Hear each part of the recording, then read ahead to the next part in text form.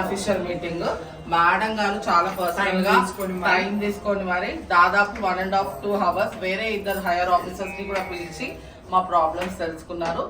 ఆ గతంలో ఎన్నడూ కూడా ఇలాంటి మీటింగ్ అరేంజ్ చేయలేదు కాబట్టి మా శిరస్సు వంచి మేడం కి నమస్కారం చేస్తున్నాను. ఓకే చెప్పు తెలుసుకున్నారు. మేము ఇక్కడికి దేని గురించి వచ్చాము? బయట వైరల్ అయితే మాకు అవకాశం ఇచ్చింది.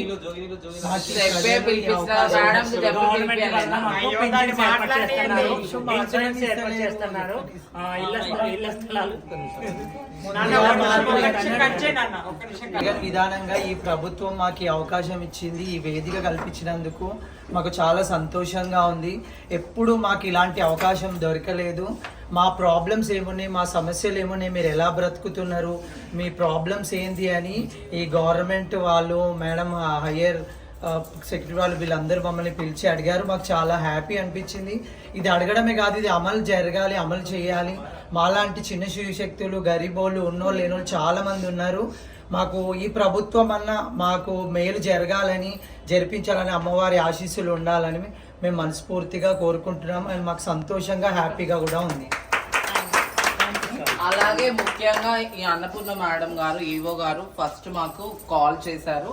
కాల్ చేసి మీ సమస్యల పైన ఒక మీటింగ్ అరేంజ్ చేస్తామమ్మా, ఇది అన్అఫిషియల్ మీటింగ్ శైలజారాం గారు వాళ్ళ ఆధ్వర్యంలో కండక్ట్ చేస్తున్నారని చెప్పారు.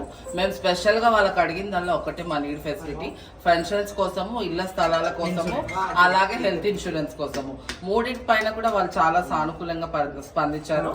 ఇప్పుడు తొందరలో వాళ్ళు అందరు ఎంతమంది ఉన్నారో గ్యాదర్ చేసి ఆ ఇన్ఫర్మేషన్ పైన మాకు ఎలాంటి చేయాలనేది వాళ్ళు ఆలోచిస్తా అని చెప్పారు.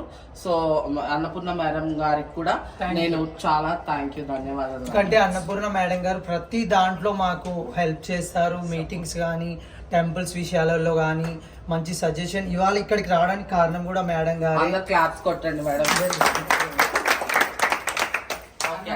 మేడం కాదు, ఒక తల్లి లాగా మనకు అంత చాలా